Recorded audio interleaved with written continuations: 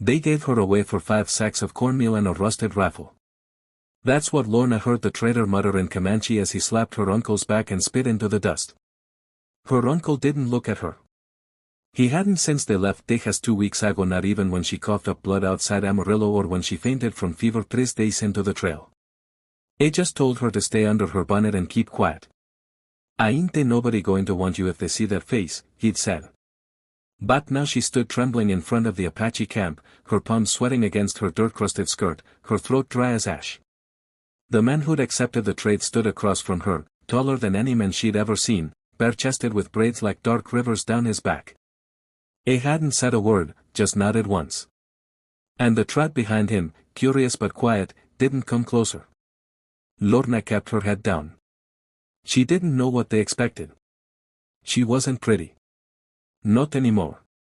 Not since the branding. Not since Mama died. She'd stopped thinking of herself as a girl, much less a bride. She was just something to be traded. She heard a soft sound, footsteps in the dust, and looked up. The tall Apache man had stepped forward. It was close now, close enough she could smell the cedar smoke and rawhide on his skin. He didn't reach for her, didn't grab her, just stood studying her, his dark eyes unreadable. Something in her broke. Maybe it was the silence, or the way her uncle rode off without a backward glance. Or maybe she was just tired of pretending she wasn't broken inside. She reached up slowly, hands trembling, and untied the bonnet from beneath her chin. It fell back, revealing the jagged scar that ran from her right temple down to her jaw, the reminder of what men did when women said no. Her hair, thin and tangled, clung to her cheeks. Her voice cracked. "I know I'm not pretty," she whispered. "You don't have to pretend." The man didn't flinch, didn't move, but then slowly he stepped around her behind her. She tensed, but all he did was lift her hair as gently as if it were spun glass. She froze. His fingers, callous but steady, began working her hair into 3 sections. He didn't speak, didn't rush. He braided, not like a servant, not like a man who owned her, but like a priest weaving a ritual, like she was sacred. The air around them seemed to still. The tribe watched. The wind died. When he finished, he tied the end with a thin strip of leather and stepped in front of her again, still silent, still watching. But something in his eyes had shifted. Not pity, not lust, something older, something solemn. Lorna's knees nearly gave out. Not because she was afraid, but because for the first time in her life, someone had looked at her like she wasn't ruined, like she was becoming. She lowered her eyes and whispered, "What's your name?" The man didn't speak, but a gray-haired woman behind him answered in soft Apache. "Nascota," she said. It means he speaks only when the spirit calls. Lorna looked up again. Nazca nodded once, slow and deep. And though no words had passed between them, she understood she hadn't been bought. She'd been chosen. They didn't put her in a cage or tie her to a stake like the stories back home warned. Instead, the old woman who had spoken Nashkota's name took Lorna's hand and led her toward a smaller lodge near the edge of the encampment. The sun was low, casting long gold shadows over the ground, and the silence around them felt heavy. Not cruel, just waiting. Children peeked out from behind woven walls, their eyes curious. A man sharpening arrows paused mid-stroke. A younger girl with painted cheeks whispered something Lorna couldn't understand, and a ripple of giggles passed behind her. Lorna's legs felt unsteady beneath her, the braid still warm against her back. It was strange how much that simple act clung to her skin, like it had altered the very air she breathed. She kept her head down, still unsure whether she belonged here or was simply being kept until some unspoken debt was fulfilled. Inside the lodge, the woman gestured for her to sit. Then, without a word, she brought a basin of water warmed by the fire and began cleaning Lorna's hands. Not roughly, not quickly, just steady, like she'd done this before. Lorna watched, stunned. She hadn't been touched this gently since her mother died. "Why are you doing this?" she asked, her voice smaller than she meant it to be. The woman glanced at her, then tapped her own chest and said, "Suya." Lorna pointed to herself, hesitated, then mumbled, "Lorna." Suya smiled and patted her shoulder. Then she reached behind the fire pit and brought out a folded cloth, dark red, patterned with thread work, and laid it in Lorna's lap. "Wear," she said, slow but clear. Tonight? Lorna shook her head confused. What happens tonight? But Shuya was already at the door, lifting the flap, calling out something in Apache. A moment later, Nashka appeared. He stood in the opening, shadows slicing across his chest, his gaze locked on Lorna like she was the only thing holding the wind back. He didn't enter, just waited. Lorna looked at the cloth in her lap, then up at him, her heart pounded. Am I being presented? She whispered. They heard of such things. Tradit women shown like livestock, judged by ye elders, sometimes rejected. She swallowed hard. I can't. Please, I'm not. But Nashkoda stepped forward at last. Not with force, not with demands. He reached down and tapped the braid he'd made, then placed his palm lightly over her heart. Then, wordless, he stepped back. Lorna couldn't breathe. That gesture, so simple, said more than any language could carry. She stood slowly clutching the cloth. Suja helped drape it over her shoulders. Together they stepped out into the camp. A semicircle of elders had gathered around a fire that glowed like low embers, faces calm and unreadable. Lorna tried to shrink back, but Nashkoda stood beside her now. Close enough she could feel the heat from his skin. One of the elders, a thin man with hawk feather earrings, stepped forward. He looked at Lorna, then at Nashkoda, and then said a single word. The entire circle repeated it in unison.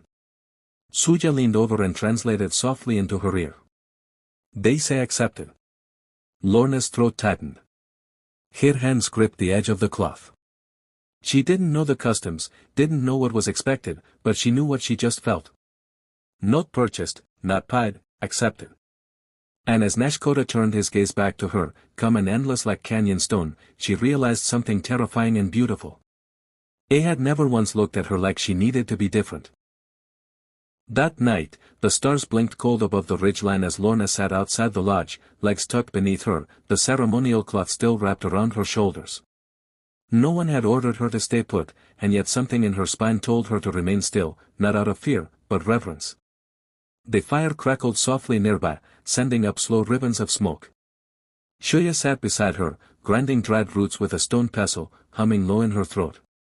Now and then, children tiptoed past, trying not to stare. Lorna's skin prickled with awareness, but she didn't flinch. Something about the braid still resting down her back made her feel anchored. She caught movement from the corner of her eye. Nashkoda alone walking slowly toward the fire. His stride was calm, measured, but deliberate, like he carried meaning in every step. He wore a fur-lined vest now, his hair loose, but tied back at the nape, and his eyes didn't move from hers even once. He sat opposite the fire across from her, and began to place stones around the outer flame. 1, 2, 3 each with purpose, each with silence. Then with a slow exhale, he began painting lines in the dirt between them using a sharpened stick. Lorna watched, passive. They formed no pattern she recognized, just arcs and curves and anchors drawn into the earth like a language of ghosts. Suja leaned over and whispered. He honors the moment. What moment? Lorna murmured. You, Shuya said simply, you sat by the fire. Lorna blinked. That's all in our way, sitting beside flame with the one who chose you. It is a prayer, Shuya added. Do you accept the warmth and the burden? Lorna's heart clenched. No one had ever used the word chose for her, not even Inest. Nashkoda finished his design then looked up. His hand hovered over the marks in the soil then tapped one carefully. Suja interpreted voice low. He says the old path is ending. Another mark. The girl is not ash. Then another. The scar is not her shame but her warning. Lorna didn't know if the tears came because of the beauty, the shock, or simply the feeling of being seen. She reached up to touch the braid gently, and Nashkoda's eyes followed the motion. Finally, with infinite calm, he picked up a nearby pouch and tossed it across the fire to her. It landed softly in her lap. Inside, wrapped in soft cloth, was a comb carved from bone, smooth with oil, shaped like a river's curve. On its edge was a single symbol etched deep. She turned to Suja. What does it mean becoming? Lorna held it close, her fingers trembling. The last time someone had handed her something, it was a marriage contract she hadn't signed. This was not obligation. This was invitation. Nazco stood. So did she. He didn't speak. Didn't they even move toward her? But somehow his presence said enough. Then he lifted his hand, palm out, and for the first time since she arrived, gave a single word. Te maro. Suya smiled. I will show you where the water sings. Lorna felt her breath catch. Not because of where they were going, but because she'd never realized how thirsty she'd been for gentleness, for something sacred, for tomorrow. The next morning, before the sun crested the red hills, Shuya pressed a small bundle into Lorna's hands, dried meat, a soft cloth, and a carved bone comb. She didn't explain, didn't need to. Nazco was waiting by the edge of the trees, his horse already saddled. I had brought another for her, smaller, gentle-eyed. I nodded once, then helped her mount without touching her more than necessary. Still, Lorna felt the heat of his hands even after they withdrew. They rode in silence, the forest slowly swallowing the village behind them. Sunlight filtered through pine branches in thin golden lines, and the wind smelled of stone and sage.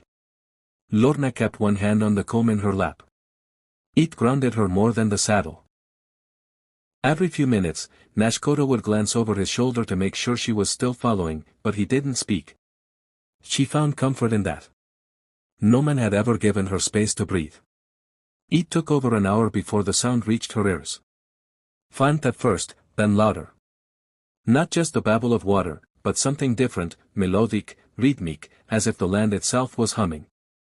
They reached a break in the trees, and suddenly the canyon opened before her. A white pool shimmered at the base of a narrow waterfall that slipped down smooth rocks like strands of silver hair. The sound was music, pure and unbroken, echoing between red walls. Lorna gasped. She couldn't help it. It sings, she whispered. Nashkoda dismounted, tied his horse to a tree, then turned to her, and extended his hand. Not to help her down, but just open, waiting. She took it.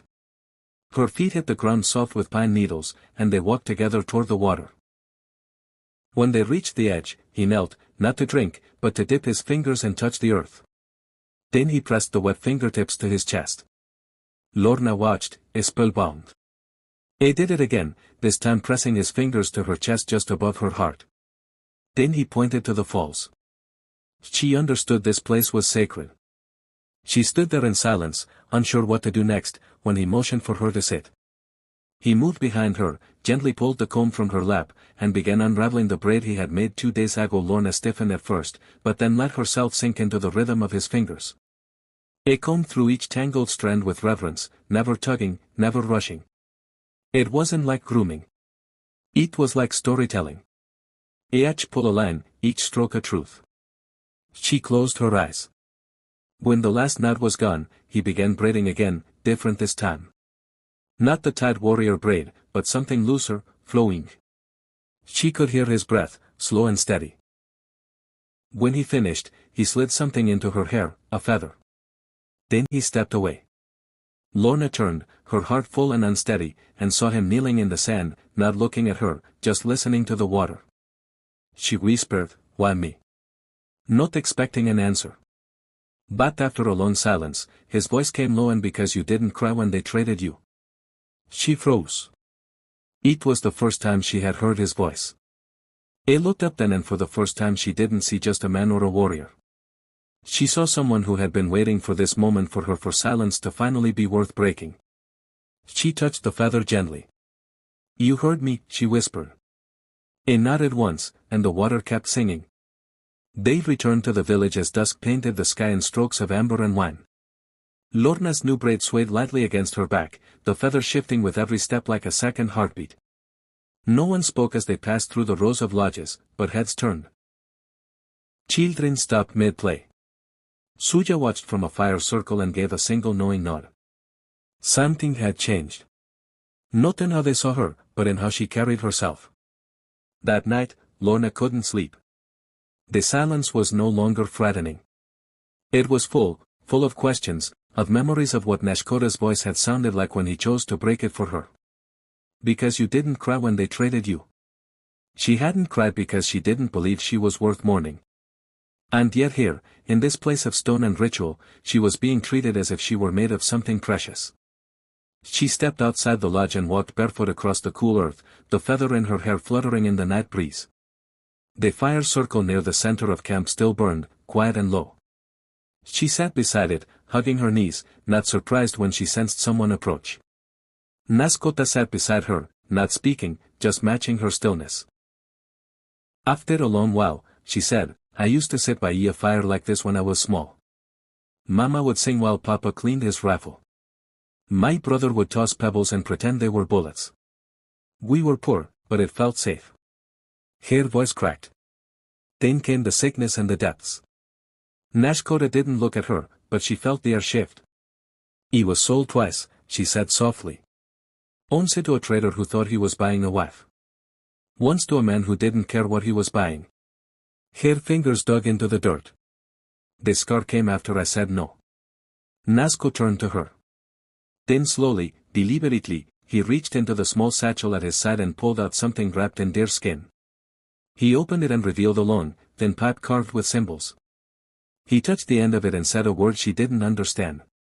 Suya's voice echoed in memory. It speaks only when the spirit calls. A gesture to the pipe, then to her. She hesitated. You want me to hold it, he nodded. She took it gently. It felt warm, though it hadn't been near the flame. Nasco drew a line in the dirt with a stick. Two arcs, one tall, one small, curved inward like a crescent moon facing its twin. He pointed to one, then to her, then to the other, then to himself. She stared. That means we face each other. He didn't move, but his silence rang with approval. She set the pipe gently in the curve between the arcs, bridging the symbols. Nasco took a slow breath. Before this fire, he said, I am not a warrior. I am not a man who takes. Lorna's has filled. Then what are you? His eyes met hers across the flame. A man who waits. The world stilled. She wanted to reach out to touch his hand to ask if the waiting was over, but she didn't. Instead, she whispered, then I'll sit here with you until you're ready to stop. He nodded once, and they stayed by the flame, two quiet souls who had spent their lives burning alone, now warming at last, side by side. By mid-morning, the camp stirred with the rhythm of daily life. Children chased each other through the tall grass. Elders tended slow-boiling stews, and women sorted herbs and roots in quiet circles. Lorna was helping Shuya rinse linen in the river when a sharp whistle pierced the air, low, controlled, but urgent. Everyone froze. Then movement. Warriors emerged from between the lodges, not running, but stepping into formation like a current beneath the surface. Nascoto was among them, calm but alert, his hand resting near the knife at his waist. Suya pulled Lorna gently to her feet and whispered, Stay behind me. Within minutes, a small group of riders appeared at the edge of the camp. Two traders, dusty and half-drunk, led a lean wagon, and behind them walked a man Lorna recognized instantly, though her body wished it didn't. His name was Boone Holloway, a rancher, a gambler, and a man who had once tried to brand her as his property. Her legs turned to ash. He hadn't changed. Semi-rotted teeth, same smug posture, same cruel blue eyes scanning like a butcher weighing meat. Then his gaze landed on her, and his face split into a grin. Well, I'll be, he drawled. He figured I might find my runaway bride here. Nascota didn't move, but the space around him seemed to shrink like the very dust had gone still in warning. Shuya's hand gripped Lorna's tightly. Bon raised his palms in mock surrender. Easy now. I'm not here for trouble. Just here for what's mine. He jerked a thumb toward her. Talk this girl fair and square and lap. Bought good whiskey for her, though. She ran. He aimed to take her back. A murmur ran through the Apache circle. Low, indignant. Nascota stepped forward, slow and controlled. He didn't speak, only looked at Lorna. Something passed between them. An invitation, not a question. Lorna's heart pounded. The feather in her braid tickled her cheek as the wind stirred. She stepped forward. Not behind Nascota. Beside him. He's lying, she said, was loud enough to carry. He never married me. He bought me. Branded me. Called it discipline. She pulled the edge of her sleeve down, exposing the edge of the old burn on her shoulder. Bones' smirk faltered. Now she's a runaway, he snapped. Don't matter what she says, she's property. Nascota moved then. He used one step, but it was enough to make every rider flinch. Reached toward his belt, but a spear dropped beside him before his fingers could find the grip. Thrown from a boy no older than 13. Not a threat, a warning. Lorna turned to Nascota. Let me speak, he nodded. She faced Bon. You branded me, she said. You silenced me, and I wore that shame under a bonnet for years. She reached back, touched the braid. But this man, he braided my hair like it was holy. He made no claim. He asked nothing, and he broke silence for me. Bon spat in the dirt. You think that makes you his wife? Lorna smiled for the first time. No, she said. That makes me someone no man can buy. Nascota stepped forward at last, raised one hand. Then, slow and clear, he spoke just 2 words. She stays. Boone took one look at the spears lining the ridge, the fire in Lorna's eyes, the stillness in Nascota's stance. And turned his horse around. No deal, no protest, just dust kicked into silence. And as the village exhaled, Lorna felt something shift inside her chest. She hadn't been defended. She had stood. And this time, someone had stood beside her. That night, no one celebrated, but everyone watched her differently.